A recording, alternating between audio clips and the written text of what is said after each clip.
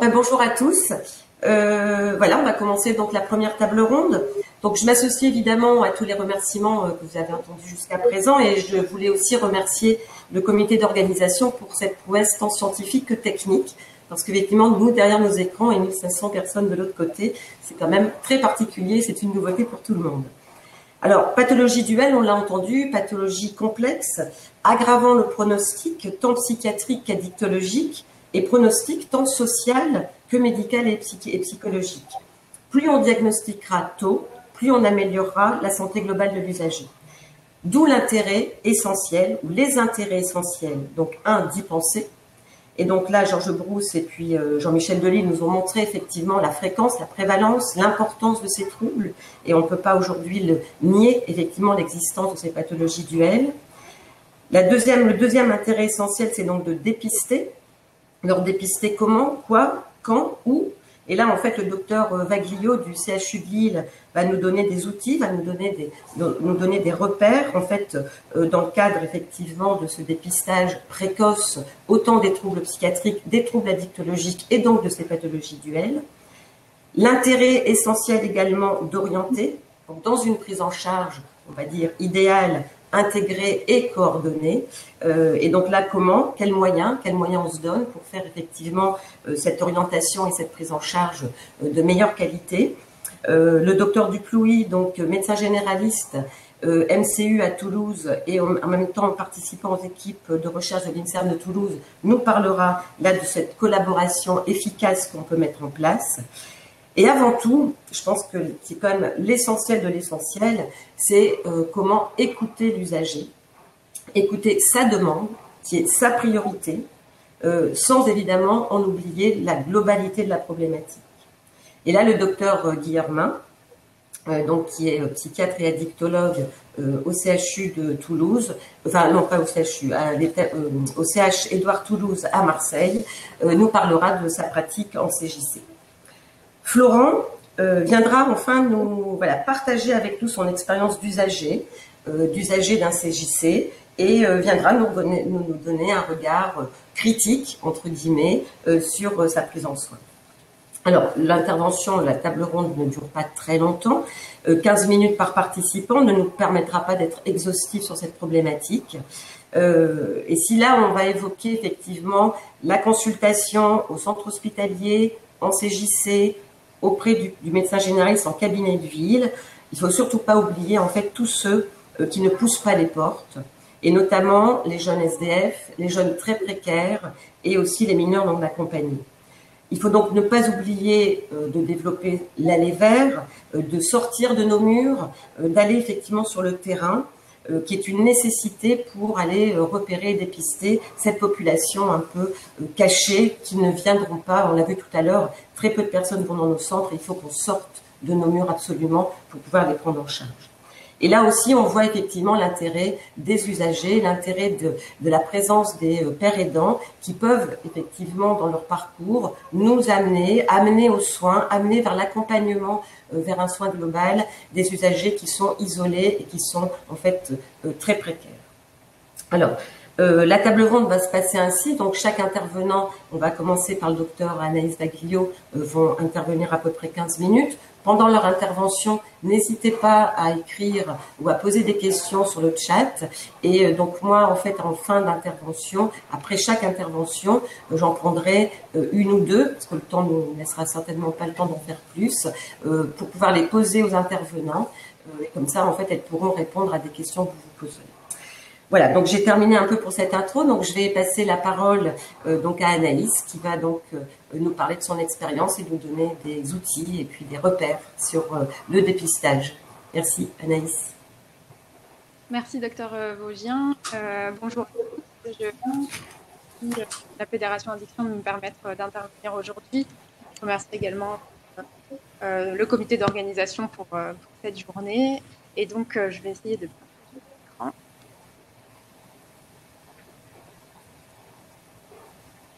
Voilà, je ne sais pas si c'est bon.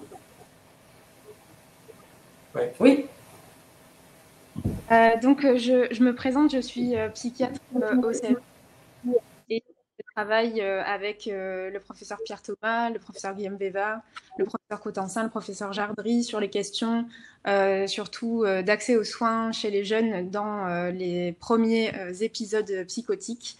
Aujourd'hui, je vais vous parler du repérage des pathologies duelles et des pratiques cliniques. Je vais diviser mon propos en trois parties. Je vais essayer de tenir le temps. Premièrement, je voulais revenir sur ces notions qui ont déjà été beaucoup évoquées déjà depuis ce matin de dualité, de complexité, en me centrant plus sur la question donc des troubles psychiatriques émergents et même des troubles psychotiques, puisque c'est le sujet qui m'intéresse particulièrement. Je vais parler des comorbidités dans le premier épisode psychotique et des questions de diagnostic différentiel. Ensuite, je parlerai du repérage précoce, de savoir finalement qui repérer, quoi repérer et quand repérer. Et enfin, je terminerai par vous présenter quelques outils de repérage dont les font l'objet des travaux d'un projet régional impulsé au CHU de Lille et faisant participer aussi avec le GHT de psychiatrie du Nord-Pas-de-Calais qui s'appelle le projet PEP 48.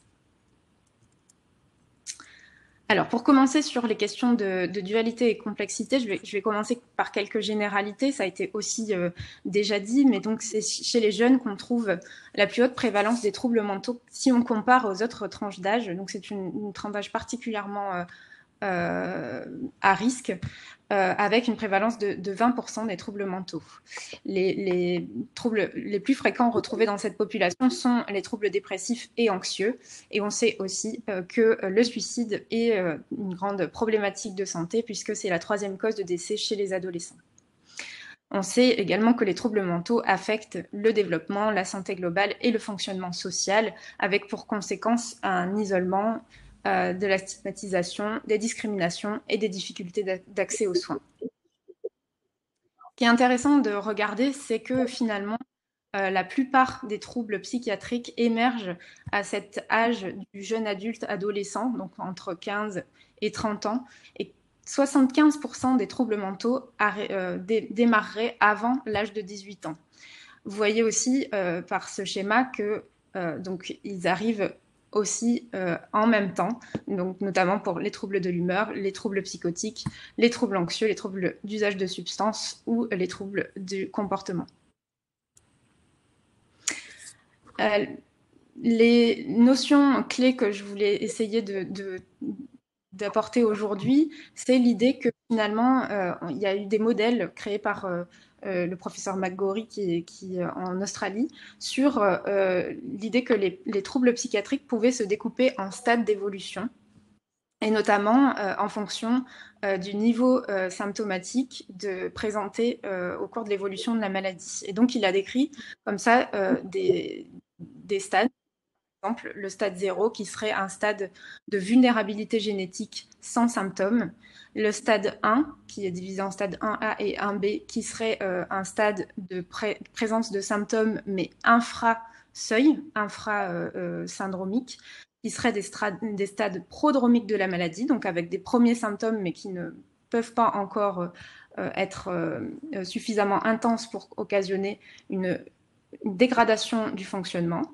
Et puis le stade 2, qui est le stade d'entrée dans la maladie, le stade dit de premier épisode psychotique, où là démarre réellement le trouble. Ensuite, les stades suivants sont les stades 3, les stades qu'on connaît le plus souvent en psychiatrie, le stade de la récurrence ou de la persistance de symptômes, et puis le stade 4 qui est le stade de résistance au traitement. Et vous voyez, ce qui est intéressant, je trouve, dans ce schéma, c'est que finalement, au stade précoce de la maladie, la symptomatologie, la clinique, est faite d'un magma plutôt indifférencié de symptômes qui appartiennent chacun à une catégorie nosographique particulière, telle que la schizophrénie, le trouble bipolaire, trouble dépressif, trouble anxieux ou trouble d'usage de substances, mais qu'il est difficile à ces stades-là d'avoir finalement un diagnostic. Et c'est pourtant, comme je vous l'ai dit précédemment, donc c'est l'âge de début des principaux troubles psychiatriques, et c'est là que va se concentrer ce qu'on appelle l'intervention précoce. Donc c'est à ces stades prodromiques et de premier épisode psychotique que toute l'action va devoir avoir lieu afin d'améliorer le pronostic des troubles. Donc finalement, quelle est cette clinique précoce? Je vous donne l'exemple prodrome psychotique. Ce sont des signes plutôt atypiques. Dans un premier temps, quand on est au stade, par exemple, 1A, comme je vous ai montré tout à l'heure, c'est le retrait social, la détérioration du fonctionnement, une humeur dépressive, des troubles de la concentration et de la motivation, du sommeil, des troubles anxieux ou de la méfiance. Ça ne ressemble pas particulièrement à telle ou telle pathologie, mais ce sont des signes généraux de souffrance psychique. Et puis plus on avance dans le stade de la maladie, plus ça ressemble à un trouble psychotique avec un comportement étrange, par exemple, une diminution de l'hygiène personnelle, des affects inappropriés, un discours vague ou trop élaboré, un discours circonstanciel, des croyances bizarres ou des expériences perceptives inhabituelles, type hallucination.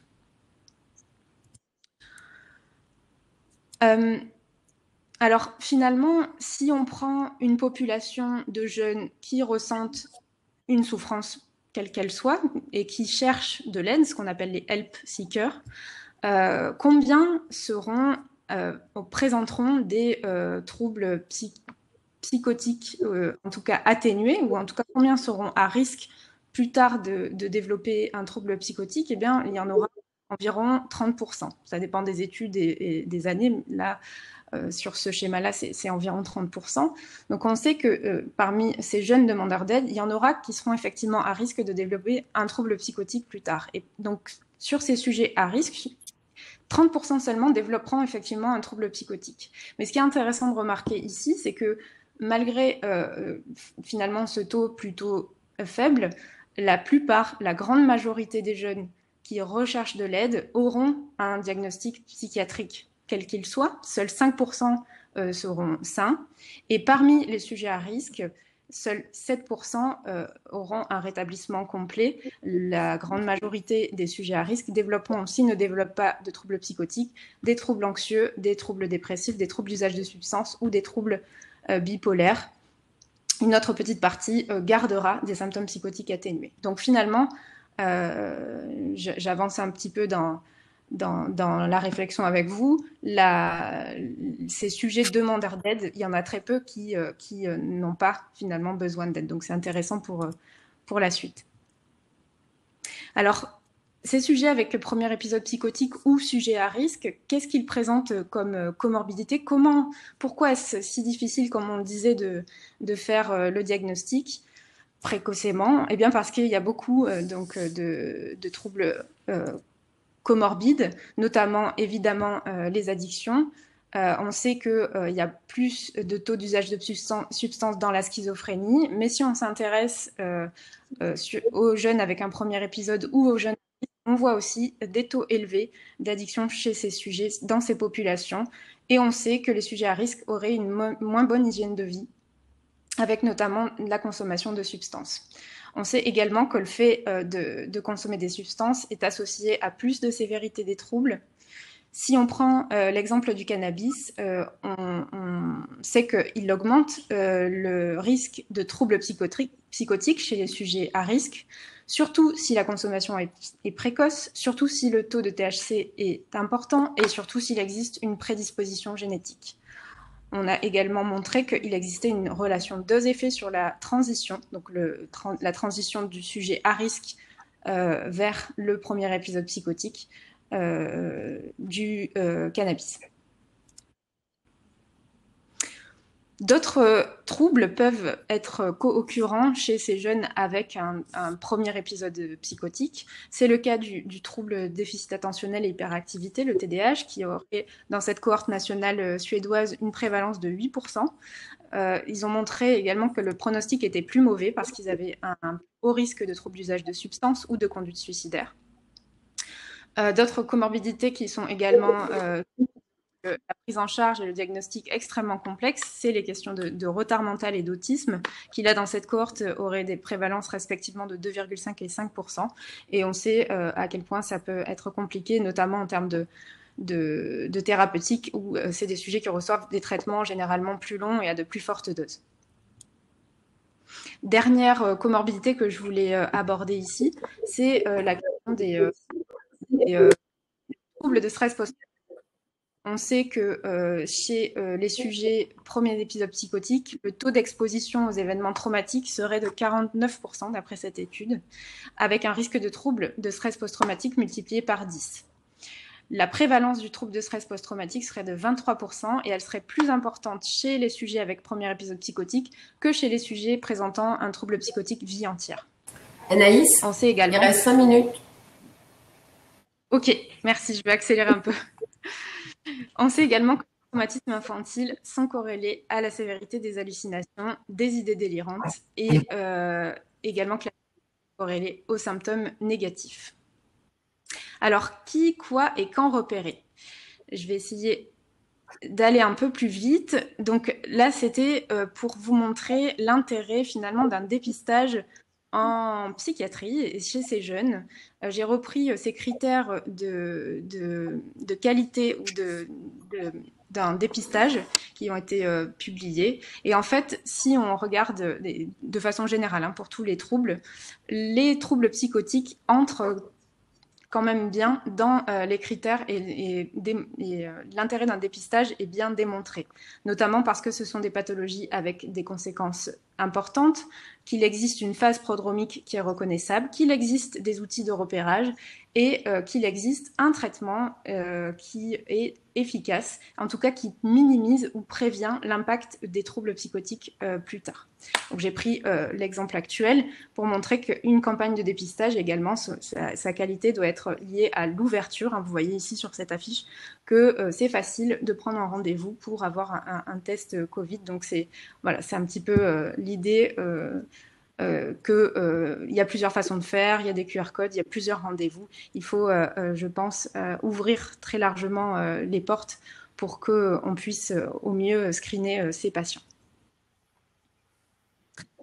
Je vais passer rapidement, mais je pense que ça a été dit. Il existe un délai important entre le début des troubles et la prise en charge effective en psychiatrie.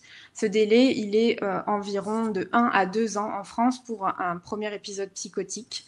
Et il y a plusieurs facteurs facilitants ou des barrières, mais notamment, on sait que le délai pour atteindre une consultation spécialisée a un poids particulièrement important dans cet allongement de traité.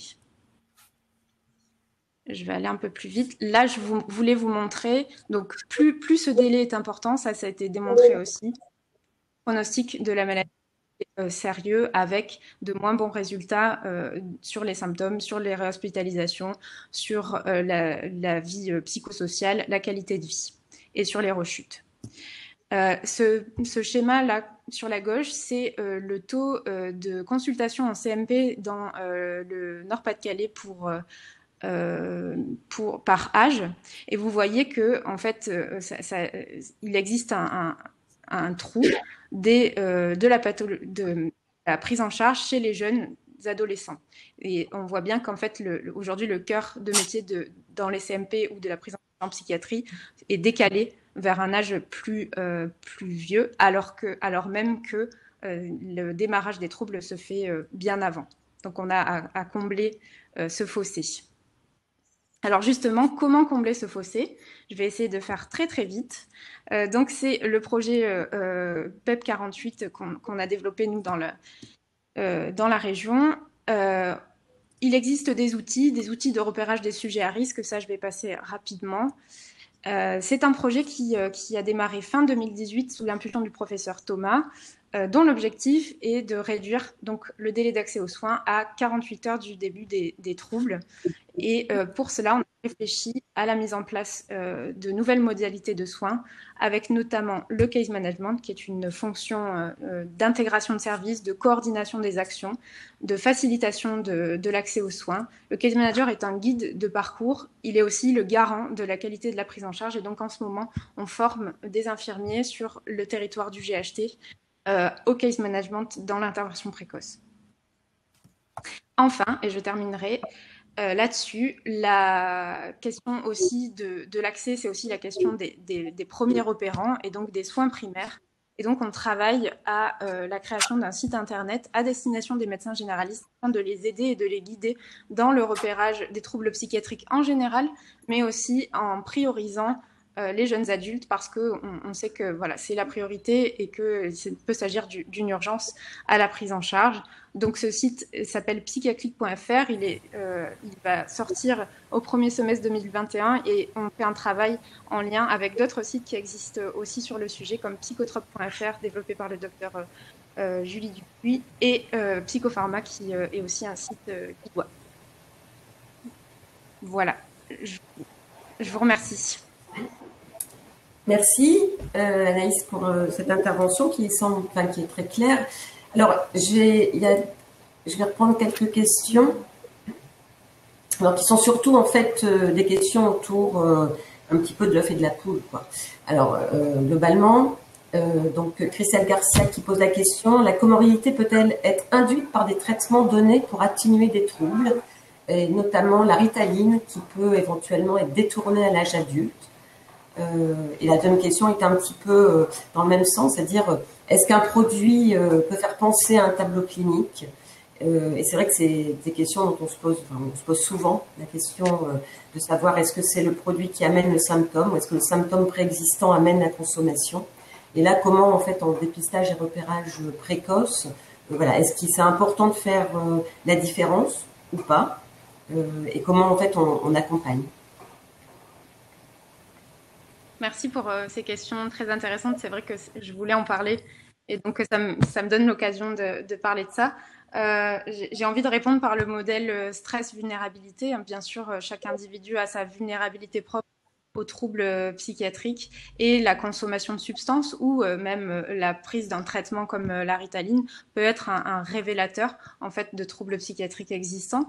Donc je pense que il faut avoir ce modèle en tête et après donc se dire que moi, j'aime répondre aux patients qu'ils sont plus fragiles que d'autres vis-à-vis de tel ou tel type de trouble et que seulement on peut, par contre, la bonne nouvelle, c'est qu'on peut agir sur les facteurs de vulnérabilité. C'est ce qui va être le cœur de la prise en charge, notamment des sujets à risque, c'est de pouvoir réduire leur niveau de risque en agissant sur les facteurs de stress, quels qu'ils soient.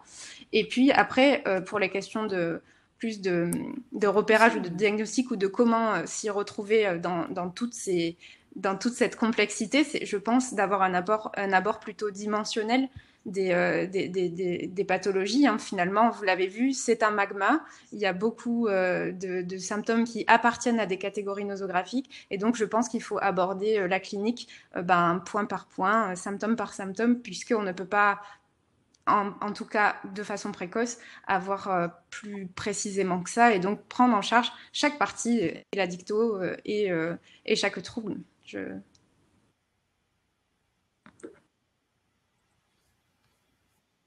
Je pense qu'on ne vous entend pas. Dernière question qui est celle-ci, donc de Monsieur Jacques Maresco. Il est connu que les jeunes souffrant de troubles, on parle d'abord à leurs copains, puis éventuellement à leur famille. Et comment, c'est auprès de ceux-là qu'il faut travailler en premier. Alors comment on peut en fait prévenir, comment on peut effectivement donner des informations et comment on peut faire pour informer les plus jeunes? Alors ça, c'est une très bonne question aussi. C'est vrai que le premier réflexe, c'est effectivement d'en parler à ses proches.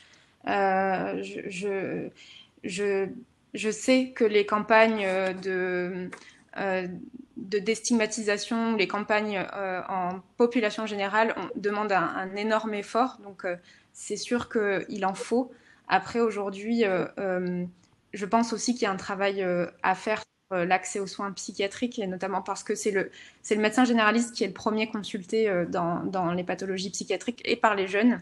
Et comme je l'ai montré dans une des diapositives, c'est en tout cas entre le pont entre le médecin généraliste et le psychiatre que l'accès aux soins et en tout cas que le poids dans la durée de psychose non traitée, dans le délai d'accès aux soins est le plus important. Je pense que les campagnes, oui, c'est très important. La sensibilisation, comme on fait aujourd'hui, aussi, ça fait partie peut-être d'un changement à grande échelle. Mais en tout cas, je pense qu'on a aussi des efforts à faire sur les services psychiatriques ou addictologiques pour ouvrir encore plus nos portes et pouvoir accueillir plus facilement tous ces jeunes. Merci. Donc là, on arrête là pour les questions pour Anaïs. Et alors, ça tombe très bien parce que là, on va parler justement de la place du généraliste et puis de la coordination de soins. Donc, je vais passer la parole au docteur Julie Dupuis, voilà, qui va nous faire sa présentation.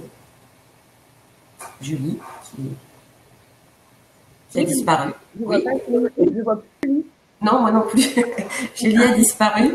Bah, en attendant, je vais peut-être passer au docteur Germain. Ah bah non, c'est bon, pardon. Julie est revenue. J'ai des déconnexions intempestives là, je sais pas trop ce qui se passe, je me retrouve déconnectée régulièrement, donc j'espère que ça va marcher. Bon, on va vous écouter. Puis oui, j'essaye, je partage l'écran.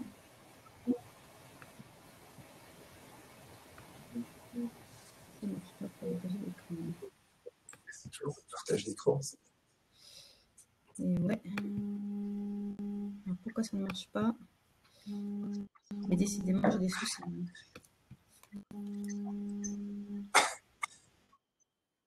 Je n'arrive pas à partager l'écran. Je ne sais pas si... Il ne se passe rien quand je clique sur partage. Normalement, vous avez une espèce de deuxième fenêtre qui s'ouvre avec deux petites fenêtres pour cliquer ensuite sur l'écran. Non, ça ne s'ouvre pas. Olivier? Ouais, Olivier, Julie, je vais partager l'écran de Julie. Julie, je vais vous appeler. Peut-être que Véronique, on va prendre une autre personne. Olivier, on t'entend pas? Quelques petits problèmes techniques. Monsieur Germain est parti maintenant. Bon.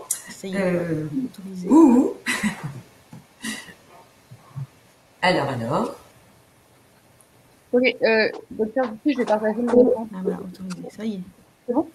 Alors, est-ce que c'est bon pour Julie?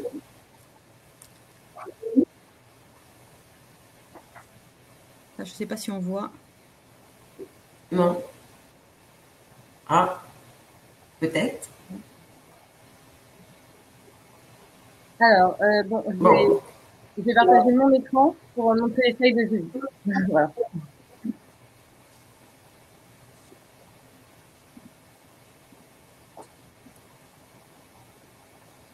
Voilà. Ça va. Super, ça marche. Bon.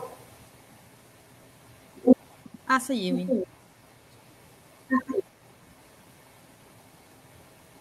Voilà. Désolée, un peu de ces contretemps. Bien. Donc, docteur Dupuis, on vous écoute. Oui, désolée pour le contretemps, je ne sais pas ce qui se passe, mais ça ne marche pas bien. Donc, je suis médecin généraliste, j'exerce en maison de santé pluriprofessionnelle près de Toulouse. Je suis maître de conférence d'université en médecine générale et je suis membre du conseil scientifique du Collège national des généralistes enseignants et membre du Collège de la médecine générale. Et donc, on m'a demandé de vous parler du repérage des pathologies duelles en soins premiers. Donc, pour ça, le repérage, le premier frein est donc de poser la question, de s'intéresser aux consommations de substances et aux comportements qui peuvent poser souci. Vous pouvez passer la slide, s'il vous plaît. Oui, donc j'ai oublié de dire lien d'intérêt. Et donc, la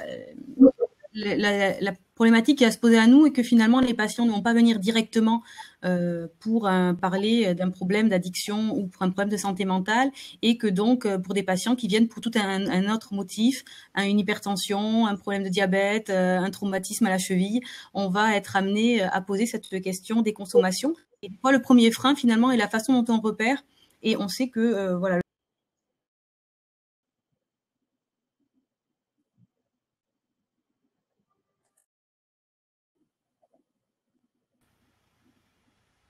mais c'est pas possible, quoi. On vous entend à nouveau, là. C'est bon. On vous entend plus.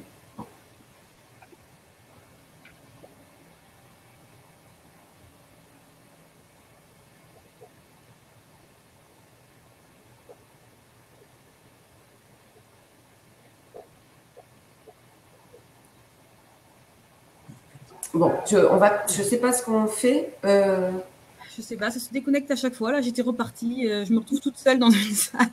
Bon. On va poursuivre.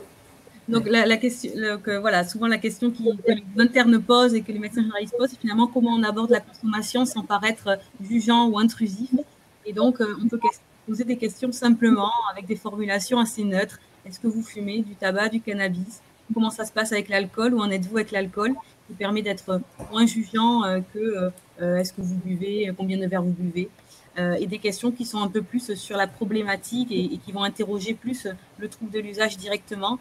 Est-ce que vous êtes déjà senti en difficulté avec l'alcool? Est-ce que votre relation avec l'alcool vous pose problème? Et puis interroger les autres substances en ouvrant avec des phrases plus larges. Est-ce qu'il y a d'autres consommations dont vous voudriez que nous parlions? Cocaïne, médicaments de nuit, benzodiazépine, héroïne. Et est-ce qu'il y a certains comportements qui peuvent vous poser souci ou que vous avez l'impression de ne pas maîtriser au niveau alimentaire, du jeu? Je pense aux jeux à gratter, au casino, aux jeux en ligne, au niveau sexuel également. Et ces questions vont permettre, dans la consultation et qu'on recueille les antécédents, à la fin de l'antécédent, d'avoir une première vision et de permettre aux patients de montrer que c'est un sujet dont on peut parler en médecine générale, qui est un sujet qu'on va pouvoir aborder. La planche suivante, s'il vous plaît. On va interroger également le lien avec, c'est pas la bonne, le lien avec le psychisme pour voir l'effet que les substances finalement ont sur le psychisme. Par exemple, en posant des questions comme qu'est-ce que l'alcool fait pour vous? Est-ce que vous avez identifié certaines situations dans lesquelles vous avez envie de consommer de l'alcool? Est-ce qu'il peut vous arriver de vous rappeler certains événements de votre vie qui font naître de l'anxiété? Est-ce que vous pensez qu'il vous arrive de consommer de l'alcool des fois dans ces situations pour calmer cette anxiété? Et donc là, on va interroger un peu tout ce qui est psychotraumatisme. On va essayer de regarder un peu s'il y a des symptômes psychiques que la substance va venir canaliser. Et d'autres questions comme est-ce que votre consommer vous fait oublier ou chasse de votre esprit certaines choses auxquelles vous ne voulez pas penser pour ouvrir sur d'autres troubles psychiques un peu plus larges. Donc, ces questions vont permettre de repérer en médecine générale les pathologies duelles. Alors, il y a aussi plein de questionnaires qui existent, mais en médecine générale, généralement, quand on fait médecine générale, on se sent moins comme un technicien et on a plus envie d'être dans la communication et finalement avoir quelques questions simples permettent souvent de mieux dépister qu'utiliser des questionnaires pour lesquels on est souvent limité en temps. La planche suivante, s'il vous plaît. Donc, j'ai pris 2 vignettes cliniques pour illustrer mon propos. La première, celle d'une femme de 35 ans, maman de 2 filles de 12 et 10 ans, et d'un petit garçon de 2 ans d'une nouvelle union, qui consomme de l'alcool depuis 5 ans, avec des consommations qui sont massives, non contrôlées, pour lesquelles elle vient chercher de l'aide. Elle a été victime de violences conjugales avec son ancien partenaire, qui est le papa des 2 premières filles qu'elle a. Finalement, cette jeune patiente, on peut lui proposer de la suivre en médecine générale, devant le traumatisme qu'elle a subi et les violences conjugales, on va l'adresser, on va essayer qu'elle suive une psychothérapie pour traiter ce traumatisme. Alors, on a plusieurs choix pour ça. On peut avoir un psychiatre en libéral avec qui on travaille et dans notre réseau qui peut la recevoir dans un délai assez court, ou on va voir si les symptômes ne sont pas trop importants, si une psychologue peut faire ce travail. Et puis, un nouveau dispositif qui existe actuellement en ambulatoire, c'est la microstructure médicale addiction que je voudrais vous présenter, qui va permettre de faire un suivi coordonné en soins premiers de cette patiente. Hop, je vous laisse passer la planche.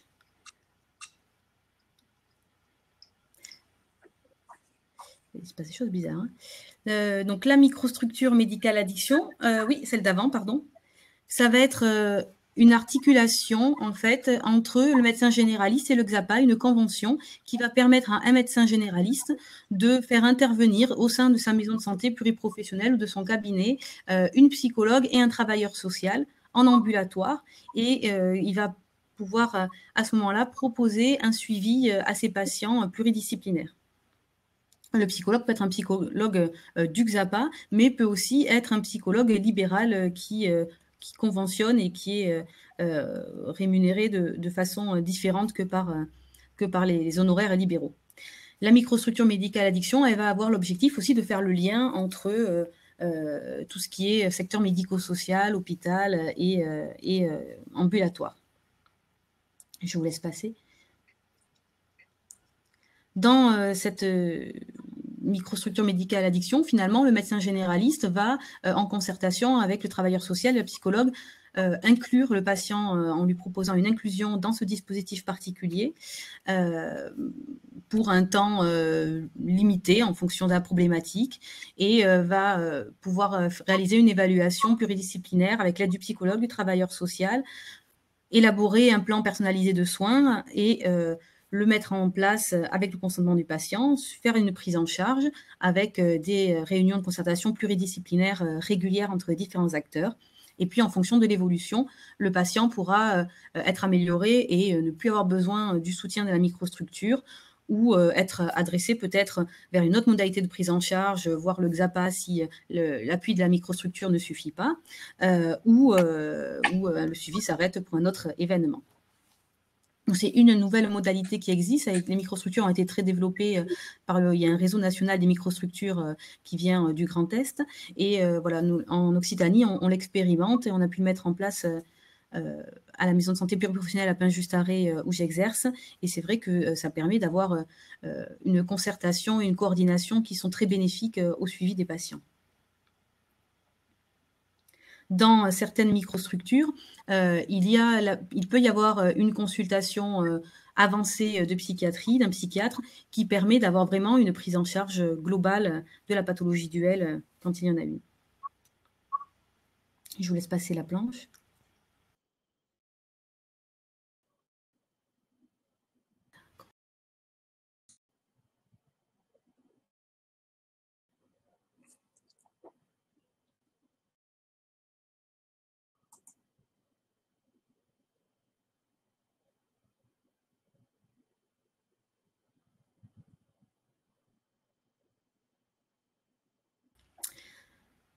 Une deuxième vignette clinique, une femme de 53 ans qui consomme depuis plus de 20 ans de la codéine, puis de la lamaline, qui demande régulièrement de la lamaline pour des douleurs de gonarthrose, qui est suivie au CMP pour une pathologie psychiatrique avec un médicament neuroleptique, sans qu'on ait trop de retour sur la pathologie, le diagnostic et le suivi. Une rupture de suivi au CMP du fait d'un problème de relais d'intervenants. Et puis, on prend l'avis de notre psychiatre qui se prononce plus sur un trouble de personnalité borderline, qui modifie le traitement psychiatrique. Finalement, pour cette patiente, en médecine de ville, on voit qu'il y a une pathologie duel avec un trouble de l'usage des opioïdes et un trouble de la personnalité borderline. On va pouvoir, avec l'aide du psychiatre, modifier le traitement psychiatrique, instaurer un médicament de substitution aux opiacés par buprenorphine pour stabiliser la pathologie du trouble de l'usage des opioïdes et faire un suivi conjoint, un psychiatre-médecin généraliste. Cette vignette, elle pose un peu la souci de la coordination là, entre la dictologie et la psychiatrie. Vous pouvez passer la planche, s'il vous plaît.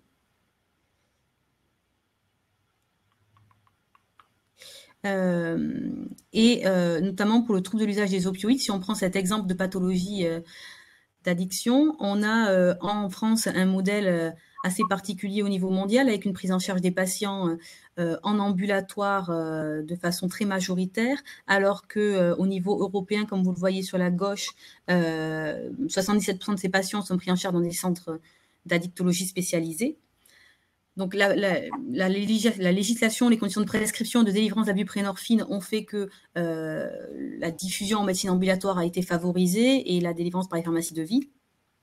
Néanmoins, on voit dans les derniers travaux, et quand on regarde les données de l'assurance maladie de 2009 à 2015, c'est un projet, c'est une étude qu'on a fait grâce aux données Utopia de la plateforme DrugSafe de pharmacopédémiologie de Bordeaux, que le taux de médecins généralistes qui prescrit des médicaments opiacés est stable sur les derniers, ce qui reste stable. Et finalement, quand on regarde les médecins généralistes qui initient la buprenorphine, qui font des initiations de traitement, il a diminué de près de plus de 40%. On était à 10% en 2009 et on n'est plus qu'à 5,7% en 2015, ce qui pose quand même la question d'un changement d'implication des médecins généralistes pour ces patients-là. Vous pouvez passer là.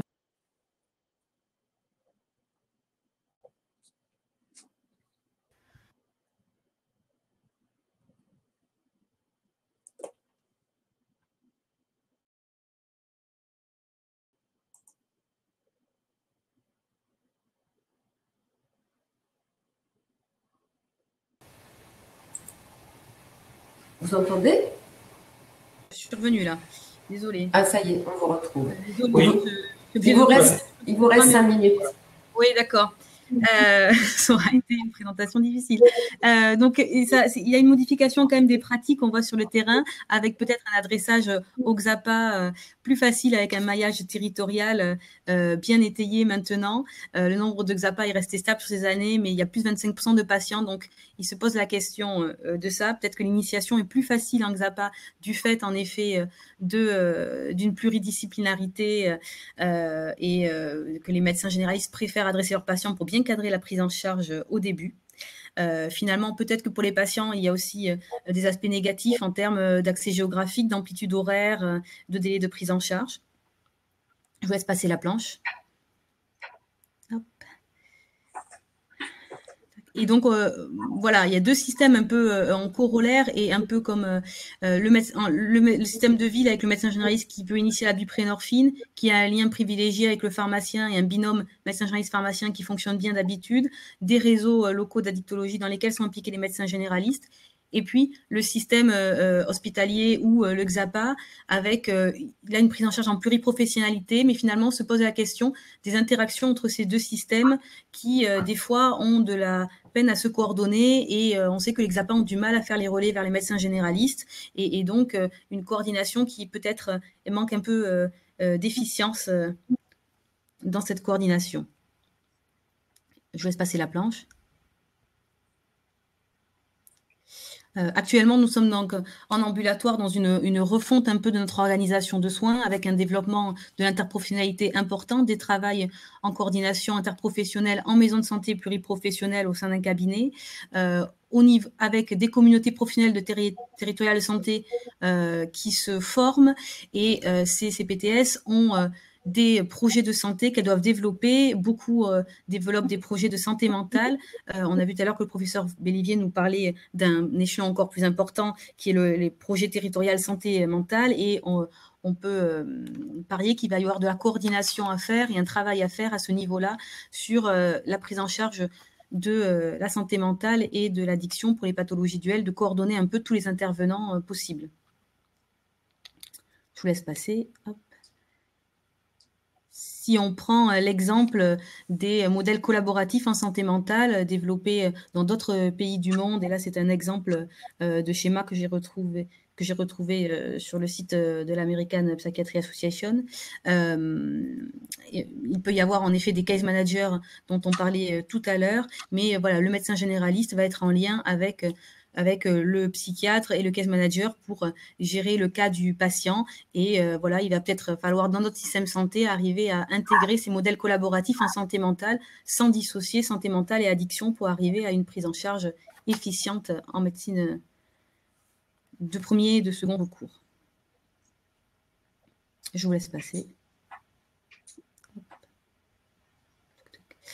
En conclusion, donc, il y a des changements de modèle d'organisation des soins primaires en ce moment dans lesquels les professionnels de terrain sont engagés, des dispositifs innovants en santé mentale qui existent, des microstructures médicales addiction qui sont développées, un développement de l'interprofessionnalité et donc toutes ces organisations qui sont en mouvement actuellement vont nécessiter une coordination, en tout cas une réflexion pour bien se coordonner et ne pas faire des dispositifs parallèles, mais vraiment avoir une synergie dans nos prises en charge.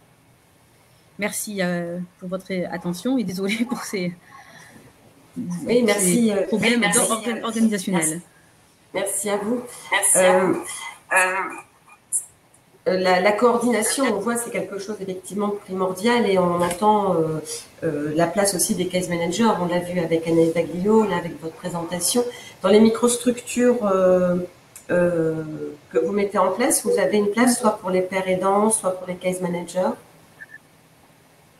Alors, pour les microstructures, actuellement, dans le cahier des charges des microstructures médicales addiction tel qu'il est défini, il n'y a pas encore cette place définie, mais je pense qu'en effet, si des modèles sont mis en place comme cela, il va falloir le développer et le coordonner. Et oui, parce que ça semble être un élément hyper important. Tout à fait. Okay. Ouais. Et ça, c'est à remonter aussi à nos institutions et nos tutelles qui mettent une place pour les pairs aidants et les case managers. C'est un message à lancer. Donc, dans les questions, il y avait donc cette question-là de Samuel Nédé et il y avait aussi donc une question de Sarah Zerbib sur l'exposition aux écrans. Et en fait, elle demandait si c'est une question qui est abordée au cabinet de médecine générale. Voilà, la question des écrans chez les plus jeunes, on sait que c'est une problématique qui n'est pas forcément une problématique addictive, ça peut être simplement une habitude d'ado. Est-ce que vous, en médecine générale, vous avez des demandes? Vous m'entendez? Vous n'êtes plus là? Je viens de revenir. Oui. Voilà. La question. Vous avez entendu la question? Non, non du tout. Non.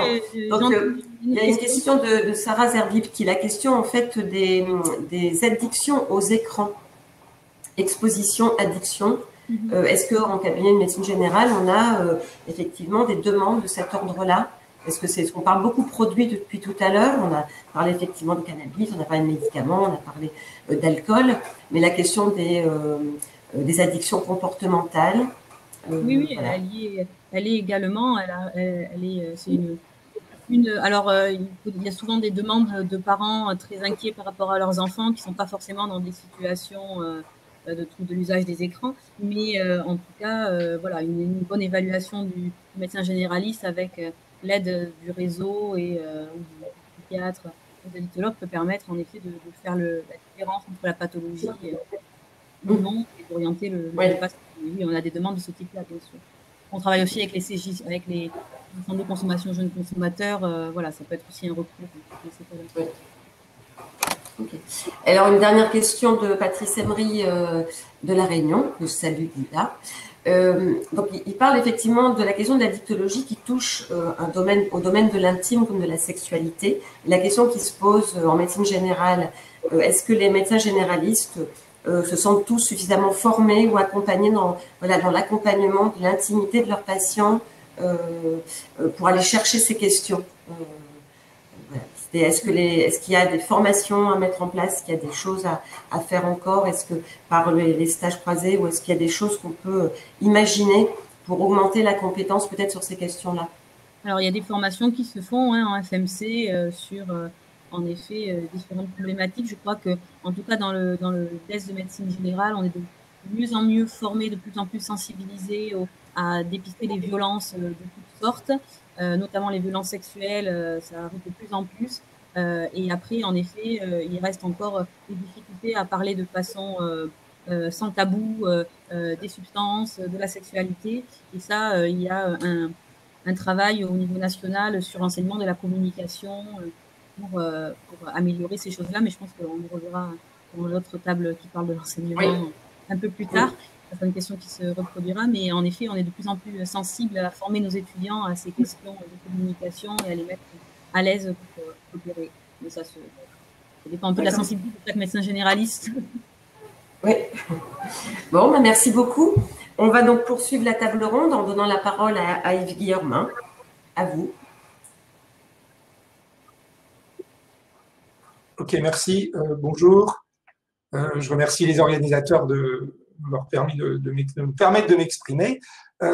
Du coup, je vais tenter l'épreuve compliquée de parler. Apparemment, c'est un comportement à risque. Donc, je vais essayer.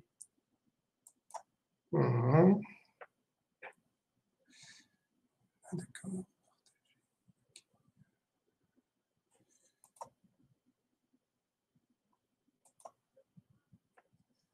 Je suis dans les manipulations, donc je vais voir.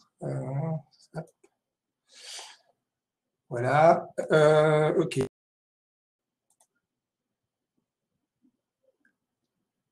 Ah ouais.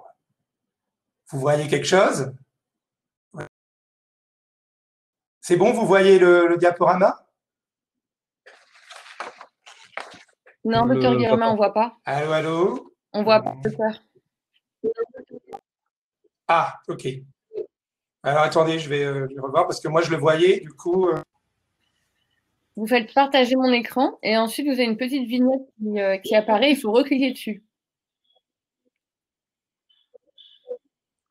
Oui, oui. Normalement, là, je partage puisque j'ai un partage. Alors, attendez, je vais le mettre en réduit. Ça ne marche pas. Là, ça devrait être partagé. Peut-être. Ah, voilà, c'est bien. Vous ne voyez pas, là? C'est bien. Si, c'est bon. C'est bon. Merci. Ok, d'accord. Très bien. Alors, attendez, je vais le mettre en plein écran.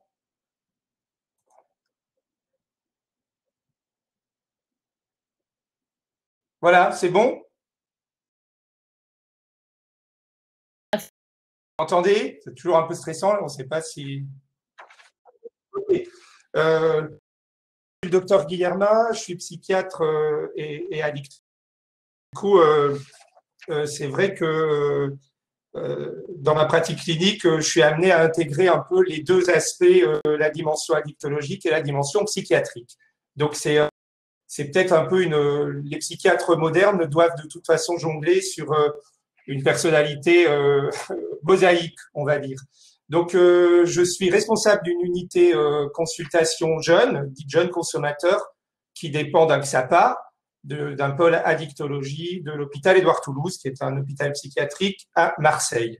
Et du coup, mon propos, ce serait de montrer comment on peut concevoir une consultation jeune consommateur dans une idée d'étoffer et de renforcer l'offre de soins pour ce public jeune qui, de toute manière, lorsqu'il est en souffrance psychique, est souvent amené à être sur des problématiques de conduite à risque au sens large. Donc, du coup, ce qu'on propose à l'espace QGBIS, c'est un abord, on va dire, justement intégré, global, de ces jeunes en souffrance psychique qui vont mettre au devant de la scène des problématiques de conduite à risque. Donc, mon propos, ce sera justement d'être plus sur l'aspect, on va dire, clinique, comment on reçoit ces jeunes, comment on chemine avec eux. Voilà. Donc, avant d'aller plus dans le détail, je pense qu'il faut peut-être faire un petit détour sur les problématiques, la période de l'adolescence. Alors, il ne s'agit pas de pathologiser l'adolescence. On l'a vu sur les exposés précédents, c'est déjà une sacrée période à risque et je pense que pour un jeune et pour certains jeunes, s'engager dans subir les transformations pubertaires, c'est déjà une sacrée prise de risque. Alors, moi, j'insisterai peut-être déjà sur certaines spécificités de la rencontre auprès des jeunes qui ont des conséquences sur la manière dont on va les recevoir et sur la manière dont un centre jeune doit pouvoir fonctionner. Donc, c'est vrai que quand on rencontre un jeune, on est toujours un peu surpris par ce côté un peu bourrasque, tempête qui arrive en face de nous. Souvent, les consultations sont dans l'urgence puisque le jeune est pris un peu dans une temporalité d'immédiateté. Hein, c'est le temps des pulsions. Et une des premières conséquences, c'est que on ne peut pas recevoir un jeune avec une liste d'attente, un délai d'attente de 1 mois ou 2. Donc, il faut qu'il y ait une réactivité, une adaptabilité de la structure. Après, un jeune, il ne va pas se plaindre de symptômes comme un adulte ou va pas nous dire « oui, je suis déprimé ». Ça vient beaucoup plus à l'état brut, hein, c'est brut de pomme. C'est des problématiques de comportement, problématiques de l'agir. Donc, tout ça embarrasse un peu le clinicien. Alors, nous, l'accès au psy peut être direct à la consultation jeune. On a aussi un infirmier qui peut recevoir en premier accueil, mais ce n'est pas systématique. Voilà. Donc, alors, dans les exposés précédents, c'est vrai qu'on parlait de questionner. Alors, moi, je dirais que en tant que, justement, psychiatre et addictologue, je me méfie de prendre une posture un peu trop d'expert en addictologie. Et même si je suis addictologue, je pense qu'il faut aussi s'en écarter pour pouvoir être dans une rencontre et pour pouvoir écouter ce jeune. Du coup, il n'y a rien de pire, à mon avis, quand on est face à un jeune, d'être dans des postures explicatives qui pourraient nous assimiler à des parents. Voilà. Donc, du coup, c'est vrai que j'ai mis vers la fin là, le danger de l'inventaire de symptômes pour rencontrer la personne. Effectivement, je pense qu'on est plutôt dans le laisser venir et comme vous le verrez un peu plus tard, ça va être un peu l'objet de mon exposé. Alors là, je vais le dire vite, puisque je l'ai déjà dit, hein, l'adolescence est une période particulièrement à risque de par des changements radicaux par rapport à la période de l'enfance. Hein. Il y a la puberté qui vient interroger le jeune sur sa capacité à exister. Ça, c'est très important parce que souvent, quand on est face à ces jeunes, on les sent d'une fragilité extrême et on a l'impression parfois que on a l'impression que dans la seconde d'après, ils vont plus exister. Et ça, c'est important de l'avoir en tête puisque les conduites à risque, les recherches de sensations fortes viennent prendre une place justement peut-être pour éviter d'être confronté à cette bouffée d'anéantissement. Alors l'adolescent, en plus, il est porteur de contradictions puisqu'il y a cette envie de devenir adulte et l'envie de rester enfant. Donc tout ça fait que la rencontre, elle est vraiment il faut s'adapter, hein, faut s'adapter à chaque rencontre. Et alors c'est vrai que Philippe Jamet insiste beaucoup sur cette période de l'adolescence où il y a un conflit central entre cette envie et ce besoin de s'autonomiser et aussi le fait d'être dépendant de l'autre et de se construire dans la relation à l'autre et avoir besoin de l'autre. Et parfois les collectifs sont justement un compromis pour résoudre ce conflit. Alors, c'est effectivement de la vie, le change qui change beaucoup, qui se sexualise, est souvent l'objet d'attaques, que ce soit par des scarifications, que ce soit par des mises en danger, des bagarres, des conduites en scooter dangereuses. Tout ça, ça vient aussi pallier cette crainte d'effondrement. Les tentatives de suicide, par exemple, sont très nombreuses à l'adolescence et souvent, il n'y a pas un désir de mort, mais il y a un désir de faire taire un peu ce corps qui vient interroger le jeune sur sa capacité à pouvoir exister. Alors, ça, c'est quelques mots de jeunes par rapport aux consommations, par rapport aux conduites à risque. Donc, je trouve que c'est intéressant parce que on le verra dans le cas clinique, souvent d'arrêter de penser, de s'exploser la tête. Et c'est vrai que justement, peut-être que nous, ce qu'on va proposer avec ce jeune en souffrance,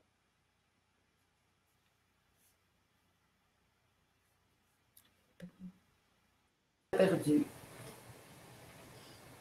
Bon. Ça n'arrive pas qu'à moi. Je me sens moins nulle en technique. Tout n'est pas encore au top, hein, mais voilà. Mais non, c'est bizarre, ça se déconnecte et on se retrouve dans une salle tout seul, c'est très bizarre. Bon, je pense que le docteur Guémin va revenir. Si jamais ce n'est pas le cas, on passe la parole à Florent. Voilà. Donc Florent, vous vous préparez au cas où. Ok.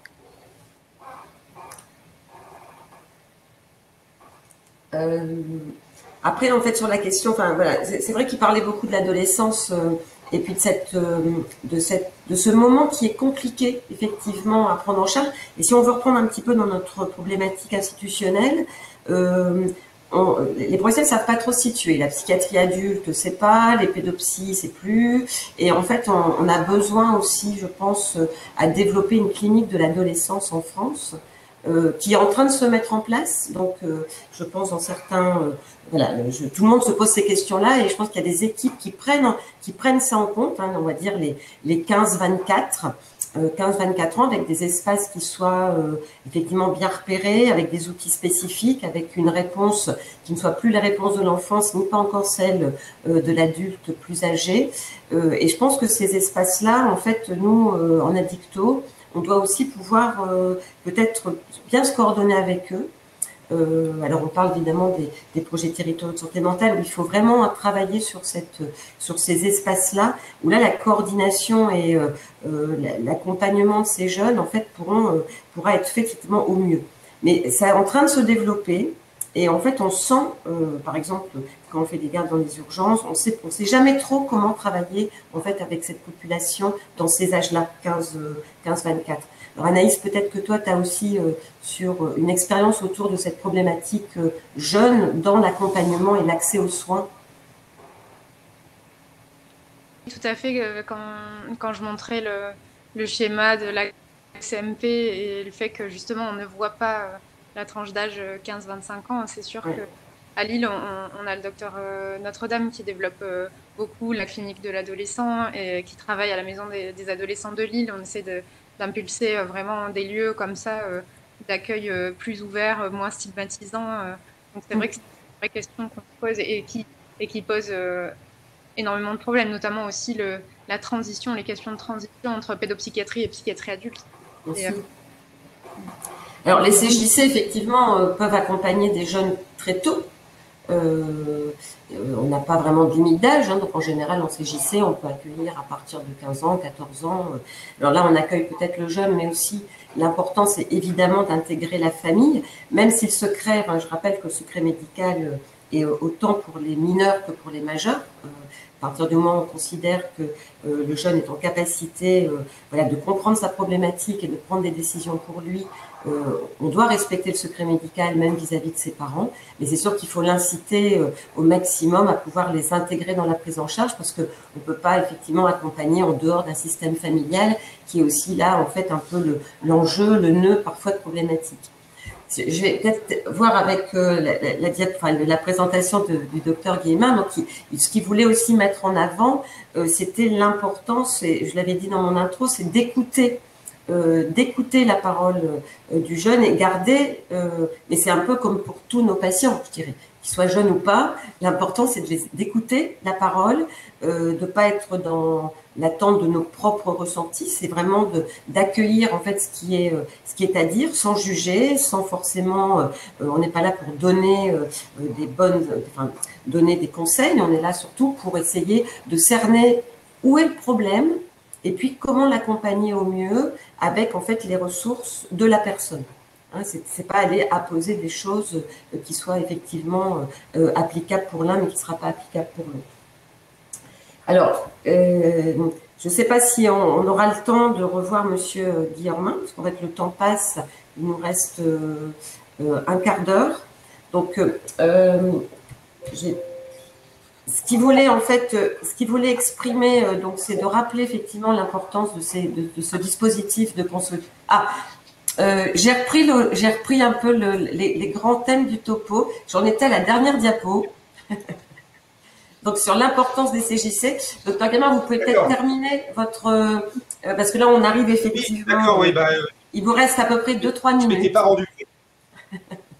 Bon, d'accord, ok. Alors, donc, j'avais présenté le cas clinique. Donc, moi, je trouvais que ce qui est important dans cette consultation jeune, c'est justement d'être un peu sur la pointe des pieds et de laisser vraiment...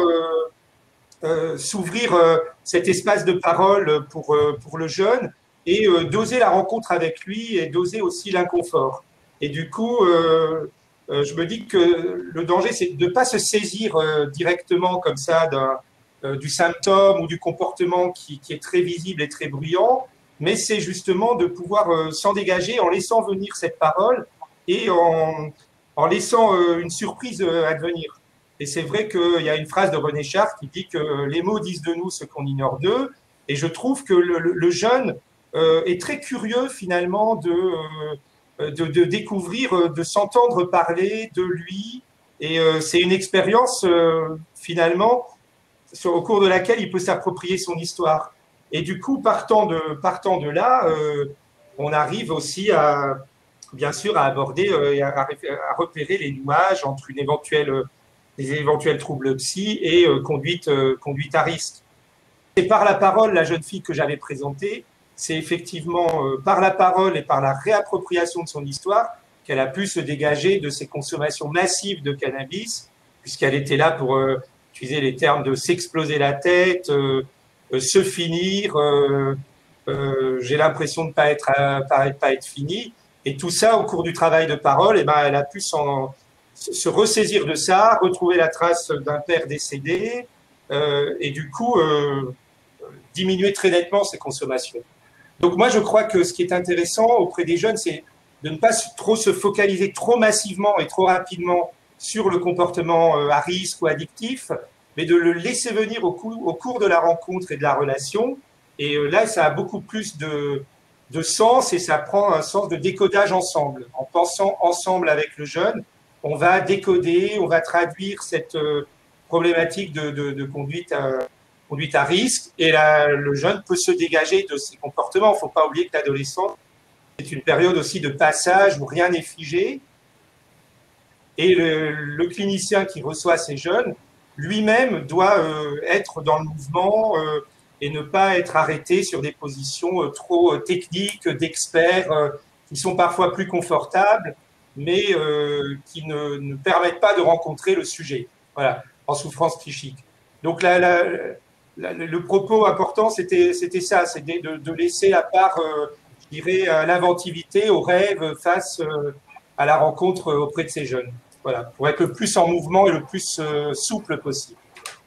Voilà, je suis désolé pour les problèmes techniques de vidéo. Oui, merci encore. Alors, les questions autour de cette problématique, c'est effectivement la question de la prévention et peut-être la question du lien des CJC avec l'éducation nationale, ou est-ce que alors très rapidement, pour qu'on puisse laisser la parole à Florent, qui là nous écoute depuis tout à l'heure. Oui, alors oui, ça c'est une bonne question. Alors nous, on est très actifs au niveau de l'Aller Vert et d'actions de prévention. On en fait beaucoup dans les missions locales. On a des consultations avancées, on a des soutiens équipes, on intervient aussi en milieu carcéral, on intervient à l'école de la deuxième chance, à l'EPID. L'idée, c'est de proposer par groupe de parole un contact avec un psy et de partir de la parole du groupe pour aborder les problématiques de conduite à risque. Et en fait, après, souvent, on propose des consultations avancées. Donc, en fait, c'est laisser expérimenter une surprise, déconstruire l'image du psy que, de toute façon, les jeunes vont dire oui, mais je suis pas fou, j'aime pas parler, ça sert à rien, vous vous en foutez complètement de ma vie, enfin voilà, des choses comme ça. Donc, à partir de là, en une heure, il y a une progression de tout le groupe et c'est intéressant. Donc, on a beaucoup d'actions sur ce plan prévention. Ok. Merci beaucoup. Je vais passer la parole à Florent, qui voilà, c'est une première pour lui. Ouais. Donc, alors, au vu de tout ce qui a été dit, tout ce qui a été dans tout ce que vous avez pu entendre, alors votre parcours et votre expérience nous importent beaucoup, parce que c'est à partir de là que nous on s'améliore et on fait avancer les choses. Donc voilà. Donc je vous laisse la parole et puis après on pourra poser des questions si c'est. Ok. Moi je vais essayer de faire court, qu'il ne reste pas beaucoup de temps, mais. Alors, il y a 10 minutes. Ok, bon, moi je m'appelle Florent, voilà, j'ai 23 ans. Ça fait à peu près 2 ans que je suis des consultations du coup à l'espace Puget-Bis à Marseille, du coup avec le docteur Guillermin. Et voilà, moi au début j'ai été amené vers cette structure, c'est surtout à la base ma mère qui a pris l'initiative, qui me voyait, parce que moi j'avais un peu des problèmes d'addiction, un peu aux écrans, tout ce qu'on peut voir, jeux vidéo, comme ça, un peu resté enfermé dans ma chambre tout le temps. Ça a vraiment été... on a vraiment remarqué ça quand j'avais fini le lycée, quand j'avais passé mon bac, etc., que j'ai dû faire des études et que j'avais un peu plus de liberté, on dirait, j'étais plus dans le cadre du lycée. Donc je restais beaucoup plus dans ma chambre, jeux vidéo, etc. Elle a réussi à repérer ça, à me parler autour d'elle et demander des contacts, et c'est elle qui m'a amené, qui m'en a parlé, qui m'a dit voilà, je connais ce docteur à Marseille, tu pourrais y aller pour parler de tes problèmes et tout, etc. Essayer de s'en sortir, parce que moi, au début, j'avais pas du tout de recul sur ma situation, et à force, voilà, de venir parler un peu, juste de tout et de rien, honnêtement, au début, on peut parler juste de voilà. Qu'est-ce que je fais sur l'ordinateur, etc., avec qui tu joues, comme ça, et puis de fil en aiguille, on arrive à soulever des problèmes que moi, je ne soupçonnais pas, voilà, qui pouvaient être des signes pathologiques comme vous le disiez. Il y a beaucoup de choses dans lesquelles je me suis retrouvé dans la présentation du docteur, alors, surtout le fait du passage à l'âge adulte, etc. Et voilà, il y a au fil du temps, il y a des choses qui se font en arrière-plan, je dirais, parce il n'y a pas forcément, ce qui peut être frustrant d'ailleurs parfois, il n'y a pas forcément, on va pas sortir de la consultation en soyant venu avec une question et en ayant reparti avec une réponse et savoir quoi faire. Ça va aussi vite que ça. Du coup, c'est vrai que des fois, au fil de mes consultations, j'ai peut-être été un peu frustré de penser que je perdais mon temps, etc., que ça n'avançait pas. Alors que si je reviens en arrière et voir ma situation il y a 2 ans, quand j'avais commencé à consulter, et maintenant, il y a quand même beaucoup de choses qui ont changé, déjà dans ma situation où genre, où je n'étais pas, j'avais aucune perspective d'avenir, etc. Et là, je suis dans des structures, j'arrive un petit peu à avancer. Bon, pas un pas, mais je veux dire, voilà, c'est des choses qui sont arrivées. Ça a mis du temps quand même. Et je veux dire ça peut être, c'est quelque chose qui m'a un petit peu frustré, je dirais, de pas sortir de la consultation en ayant reçu toutes les réponses à mes questions, etc. C'est quelque chose qui va se faire sur plusieurs consultations. Ça, c'est sûr. Voilà. Après, vous êtes, ouais. En fait, Florent, vous avez été directement saisi ou vous en aviez parlé avant à votre médecin généraliste? Parce que Non, je dis bien que c'est votre maman qui a dit là il y a un ouais, problème. voilà. Et à partir du moment où elle a dit ça, est-ce que vous en avez parlé avant de pousser la porte à d'autres personnes, à des copains, à des profs, à votre médecin? C'était toujours un petit peu un non-dit, je veux dire, avec les personnes avec qui je parlais, on était un petit peu, voilà, tous plus ou moins au courant, parce que voilà, du coup, moi avec le jeu vidéo aussi, ça a été quelque chose un peu un lien social, je veux dire, voilà, vu que j'étais quand même resté tout le temps dans ma chambre, etc., je voyais pas de gens à l'extérieur, mais j'ai réussi à avoir un lien social à travers ça, ce qui est peut-être particulier dans mon cas. Et donc voilà, c'était un peu des personnes des fois qui sont plus ou moins dans ma situation, voilà, qui savent pas trop où ils en sont, qui préfèrent oublier un petit peu leur réalité en se mettant dans un monde virtuel. Et voilà, c'est quelque chose qui, à force, on arrive à en parler, oui, mais de base, c'est surtout, voilà, ma mère qui a repéré que j'étais dans une situation où j'étais un peu bloqué, quoi, où je pourrais pas m'en sortir tout seul, c'est sûr, et qui n'a pas non plus dit bon demain on y va, je t'amène chez le médecin. Elle m'a d'abord parlé, voilà, il y a ce médecin qui existe, ça pourrait t'aider, voilà. M'a pas mis la pression non plus, je veux dire, elle m'a juste mis ça dans un coin de ma tête, j'ai réfléchi de mon côté, après je suis revenu vers elle, je lui ai dit d'accord, je suis ok pour faire des consultations. Au début on y allait ensemble, puis après j'y suis allé tout seul, j'y suis allé de moi-même. Et alors, c'est quoi qu'est-ce qui a fait justement que après les premières consultations, on va dire accompagnées, vous avez continué tout seul? Enfin, qu'est-ce qui vous a donné l'envie de poursuivre cet accompagnement? C'est quoi un petit peu les pistes là? On parlait tout à l'heure d'écoute, de bienveillance, mais vous avez ressenti quoi? Qu'est-ce qui vous a donné envie d'y aller?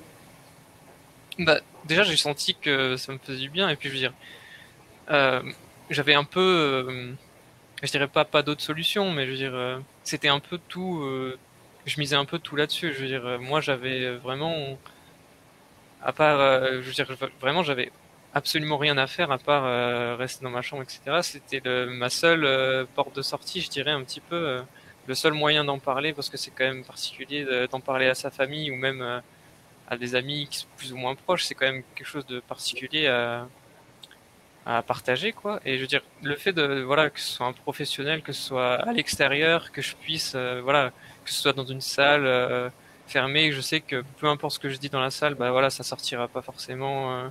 Je veux dire, le fait de pouvoir vraiment dire ce qu'on veut sur nous, ou même des choses qui sont parfois très dures à dire, c'est super important, et c'est, je sais pas, délivrant quelque part. Il y a beaucoup de séances où quand je suis sorti de la séance, je me souviens être venu me sentir pas vraiment bien et sortir de la séance et être ouais, tout léger, vraiment Ouais. souvent, quoi. Mais alors au fond, en fait, au début, vous disiez que vous ne vous en rendiez pas compte. Ouais. C'est votre maman qui vous a dit que. Mais au fond, même au début, vous aviez quand même un petit peu cette notion qu'il y avait quelque chose qui n'était pas tout à fait dans la norme, Oui. Ou comme les autres. Oui, bien sûr. Après, c'est quelque chose justement qu'on essaye d'enfouir, je veux dire, de faire, d'ignorer un petit peu, genre de faire comme si c'était pas là, voilà. Complètement oublier notre réalité, et voilà, juste essayer de se projeter moi c'était les jeux vidéo, donc le monde virtuel, essayer de complètement vivre là-dedans et essayer d'oublier un petit peu la réalité, quoi. Donc en fait, ce qui est important dans ce que vous dites, c'est qu'il faut qu'autour de vous, des adultes ou des copains puissent voir ce qui se passe et dire les choses. Et une fois qu'on a dit, il y a un petit peu de temps pour pouvoir aller en consultation. Mais il faut au moins toujours oser dire, moi je trouve que là, il y a ça, là, c'est ça. C'est de poser des mots quand même. Oui, et surtout dire qu'il y a des alternatives. Je veux dire que, ok, on est toujours plus ou moins conscient qu'il y a un problème. Moi, je savais que c'était pas du tout normal, entre guillemets, ou sain. Je veux dire, je savais qu'il y avait quelque chose que je devais faire, mais après, je savais pas vraiment vers qui me tourner. Et c'est là que ça a été vraiment, vraiment très important de savoir où j'allais, de savoir pourquoi j'y allais et qu'est-ce qui allait se passer ensuite. Ça c'était pas vraiment important. Ce qui était important, c'est de savoir que voilà, il y avait quelqu'un qui pouvait m'aider, qui connaissait, qui connaissait le sujet, quoi, et qui allait pouvoir m'apporter des réponses à mes questions, quoi. Et là, aujourd'hui, en fait, vous pourriez, vous, auprès de vos copains, vous arrivez aujourd'hui à en parler peut-être avec des... justement, on parle de père et danse, on parle de... Oui, c'est devenu moins un tabou maintenant avec les gens que je côtoie. Je veux dire, voilà. Bon, forcément, dans ma famille, ça se sait, évidemment, puis j'en parle quand même régulièrement, mais même avec des amis avec qui c'était peut-être plus délicat avant d'en parler, j'essaie de me mettre en avant mon expérience, me dire ce que ça m'a apporté et dire que pourquoi pas, si vous aussi vous traversez un peu la même chose ou quoi, ça peut vraiment être quelque chose qui peut beaucoup aider, quoi, et sans que ce soit quelque chose de violent ou quoi. Florent, excusez-moi, une question qui a remonté beaucoup, donc je me permets de la poser. Oui, c'est moi, je ne pouvais pas lire en même temps. Est-ce que vous pourriez donner des conseils en fait pour les professionnels qui sont à l'écoute et qui accueillent les personnes jeunes sur la manière de travailler avec elles? Merci beaucoup. Je dirais qu'il faut, moi, ce qui m'a quand même pas mal plu à l'espace PGB, c'est que c'était pas du tout intimidant. Je veux dire, il n'y avait pas cette ambiance hôpital ou quoi. C'était plus, juste de la discussion en fait.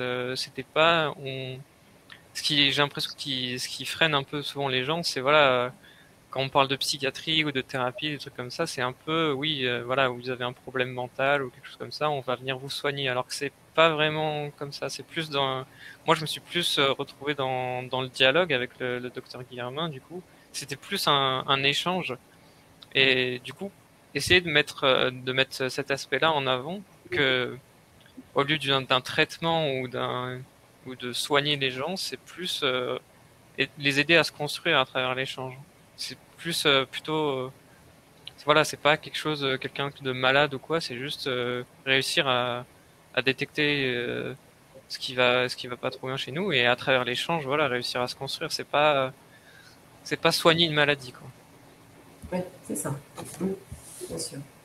Bon, je pense qu'on est arrivé à la fin de notre première table ronde. Donc, je remercie encore tous les intervenants. Je trouvais que ça très bien et très dynamique. Et on va passer donc à la table ronde suivante.